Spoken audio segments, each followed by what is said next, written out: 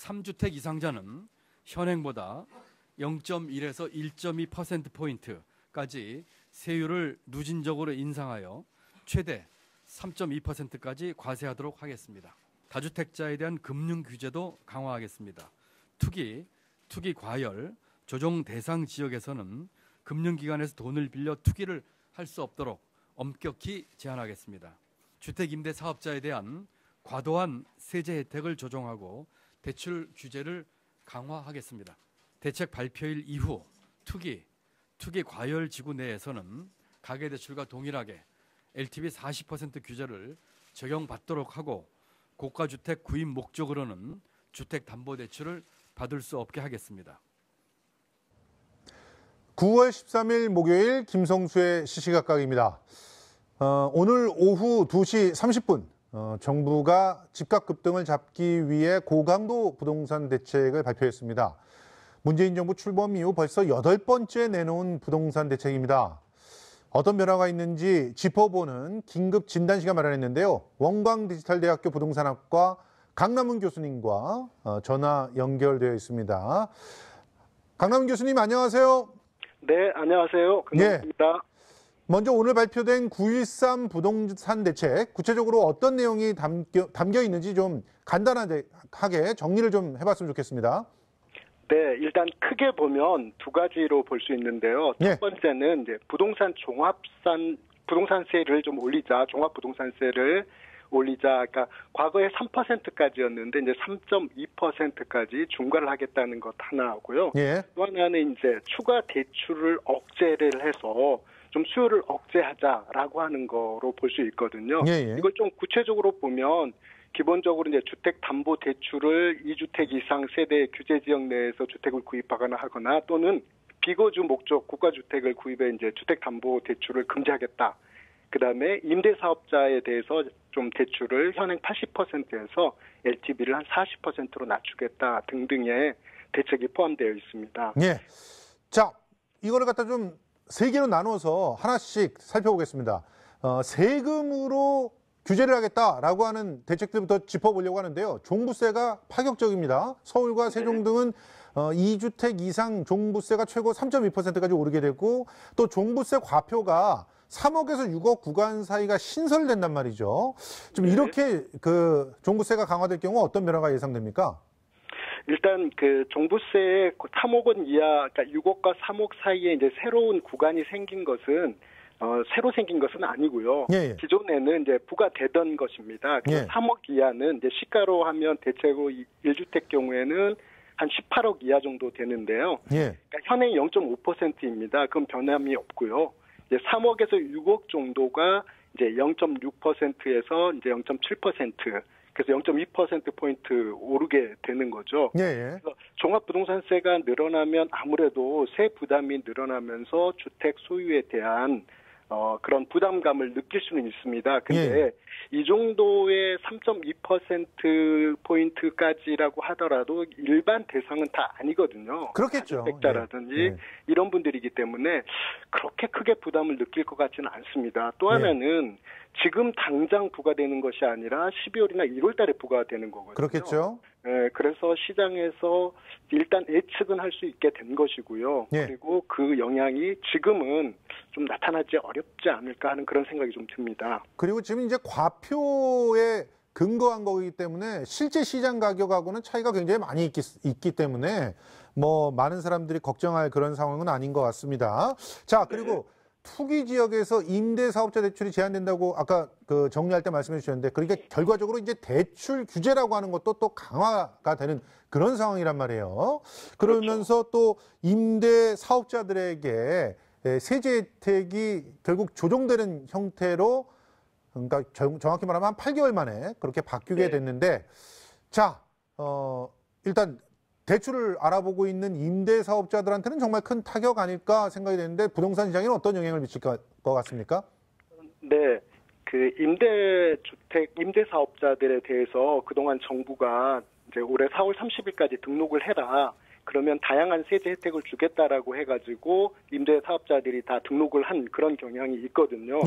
근데 지금 이번 대책에서 보면 크게 보면 양도세를 감면해 주는 것, 그다음에 종합부동산세를 이제 비과세하는 것이 대책이었었어요. 예. 그것을 지금 후퇴하게 돼서 예. 좀 오락가락하지 않느냐라고 하는 비판을 받을 수가 있고요. 예. 가장 크게 보면 투기 지역이나 투기 과열 지구 내에서 이제 주택을 담보로 한 임대사업자의 대출에 예. LTV가 이제 80%에서 40%로 줄어드는 거거든요. 그렇습니다. 네, 과거에는 이제 60에서 80% 정도 이제 자율로 맡겨놨었는데 예. 이 부분은 굉장히 좀 큰 영향을 미칠 것 같고, 그다음에 이제 고가주택, 그러니까 9억 원 초과하는 거죠. 예. 이런 경우는 이제 주택담보대출 자체가 원천적으로 제한을 하고 있기 때문에 그게 이런 투기 부분에- 지역, 투기 과열 지역 다 제한이 되는 겁니까? 그렇죠. 투기 아, 지역, 투기 과열 예. 지구 내에서 다 해당이 되는 거거든요. 예. 그래서 이제 이런 부분에서 부동산 시장에서 수요가 좀 줄어들 수는 있겠습니다. 그러니까 예를 들면 이제 갭 투자 같은 경우는 상당히 어려움이 있을 수 있겠죠. 그렇죠. 네, 그렇기는 하지만 또 다른 방향에서 이제 갭 투자자들이 전세금을 올린다든지 예. 하는 방식으로 또 나갈 수 있는 가능성은 좀 있을 수 있습니다. 아니 그런데 전세금을 올리게 되는데 전세 대출은 줄이겠다고 했단 말이에요, 지금. 네네. 예. 그러니까 이런 부분들도 뭐 어떤 총체적으로 사실 전세 물건들은 많아지고 뭐 이런 상황이 되지 않을까요? 전세 수요 자체가 조금 줄어들지 않겠습니까? 대출이 좀 줄어들면? 그러니까 전세 수요라고 하는 것은 줄어들 수가 없습니다. 예. 왜냐하면 전세라고 하는 건 필요에 의해서 실제 거주자들이 수요를 갖고 있기 때문에 예. 다만 이제 이번 정책에서 전세자금 대출을 이제 1주택자 부부 합산 소득이 1억 원 이하까지 이제 보증을 제공하겠다. 예. 그래서 1억 원 이상이 되면 이제 보증을 안 해서 그 수요가 좀 줄어들 수는 있겠죠. 그러니까 고가 주택의 전세 수요는 좀 줄어들 수 있다 이렇게 볼 수 있는 거죠. 예, 그렇게 볼 수 있겠죠. 그리고 다주택자들은 지금 또 한 번 직격탄을 맞았다고 볼 수 있는데 지금 네. 규제 지역의 주택을 구입할 때는 아예 주택을 그러니까 대출이 안 되니까 못 산다고 봐야 돼요. 그렇죠. 그러니까 자기가 돈을 많이 갖고 있는 사람들은 뭐 살 수가 있겠죠. 자기 돈으로만. 근데 네. 대출을 조금이라도 끼게 되면 이 규제 지역 내에서 못 산다. 그럼 주택 시장에는 조금 영향이 있지 않겠습니까? 어떻게 보면 종부세와 더불어서 이 부분이 이제 가장 강력한 대책 중에 하나다 이렇게 볼 수 있거든요. 예. 그러니까 다른 어떤 부작용을 생각하지 않는다면 주택시장 잡으려면 LTV 제로로 하면 되거든요. 예.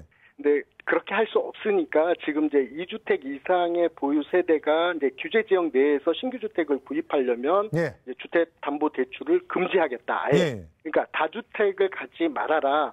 라고 하는 얘기를 하고 이 부분이 이제 결국 시장에서는 수요를 줄이는데 가장 핵심적인 역할을 할 수 있지 않을까 싶어요. 예. 그런데 이제 명의 대여라든지 다양한 방법으로 이 부분은 이제 지속적으로 관리를 하지 않으면 예. 이 부분도 크게 효과를 낼 수 없다 이렇게 보여지거든요. 예, 그렇군요. 다만 이제 1주택 세대가 이제 일시적으로 이사를 하거나 이제 부모를 봉양하는 경우는 예외로 하고 있으니까 예. 그 부분은 뭐 당연히 허용해야 된다 이렇게 보고요. 그다음에 예. 또 하나는 이제 기존 주택을 최장 이제 3년 이내에 처분하면 되게 일시적으로 2주택이 된 경우에요. 맞아요. 근데 이제 지금은 이제 2주택으로 그 2년으로 기간을 좀 줄였다는 것. 예. 그래서 이제 수요자들에게 그 수요의 그 중복되는 기간을 줄임으로써 조금 더 억제하겠다라고 예. 볼 수 있을 것 같아요. 그렇죠. 매물이 조금 더 나올 가능성들은 생겼지만 지금 당장 나올 것 같지는 않다는 생각이 좀 드는데 지금 있잖아요. 분양 원가 공개라든가 뭐 후분양제라든가 뭐 토지 공개념에 대한 구체적인 어떤 내용이라든가 이런 것들은 또 없고 그리고 네네. 지금 보면 주택 공급과 관련된 내용도 다소 추상적이라고 볼 수가 있는데 이런 부분들의 대책들이 왜 안 나온 걸까요? 일단은 이제 분양 원가 공개라든지 후분양제라든지 이런 토지 공개념 이런 부분들은 아마 정부가 가지고 있는 아마 다음이나 그다음 대책쯤 되지 않을까. 그러니까 시장 상황을 보고 이제 이런 것들을 결정을 해야 되는 상황일 것 같고요. 예. 그다음에 지금 말씀하신 것처럼 이제 공급 정책은 예. 김동연 부총리께서 밝히신 것처럼 이제 9월 21일 경에 이제 발표를 하겠다라고 하는데 예. 아마도 약 30만 호를 공급하겠다 이런 얘기를 하고 있는데요. 예. 이런 부분들은 대체적으로 그린벨트라든지 이런 부분을 훼손을 해야 되는 문제가 되거든요. 예. 그러면 서울이라든지 경기도 수도권의 이제 지방자치단체장들과 의논을 해야 되는데요. 그렇습니다. 이 부분에서 아직 의논이 제대로 되고 있지 않다라고 보여지고 예. 지난번 8.27 대책에서도 그 부분이 나왔었죠. 예. 근데 이제 국회에서 먼저 그 대상 지역이 밝혀지면서 한 8곳 정도 밝혀졌는데요. 예. 그 지역이 이미 투기 세력들이 들어가 들어가서 맞아요. 기획부동산이든지 이런 그 아주 안 좋은 행위를 해서 예. 이제 오히려 문제가 됐기 때문에 이번에는 확정을 한 다음에 이제 9월 21일경에 발표한다라고 하는 거고요. 또 하나 예. 이제 주목해 볼 만한 것은 예. 이제 준주거 지역이나 상업 지역에서 또는 유유지를 이용해서 이제 주거 비율을 좀 높이겠다라고 예. 하는 것을 고민하고 있다고 하는데요. 예. 이 부분은 이제 잘 판단한 것으로 보여지고 예. 그럼에도 불구하고 공급적 측면에서 본다면 재건축에 대해서 정부는 일단은 좀 생각을 공급하겠다고 하는 생각을 기존 어떤 취지를 계속 유지하고 있는 게 아닌가 예. 하는 생각이 듭니다. 알겠습니다. 서울시에서도 이런 변화된 상황을 면밀히 고민하면서 앞으로 대책을 해야 될 거라고 생각을 하고요.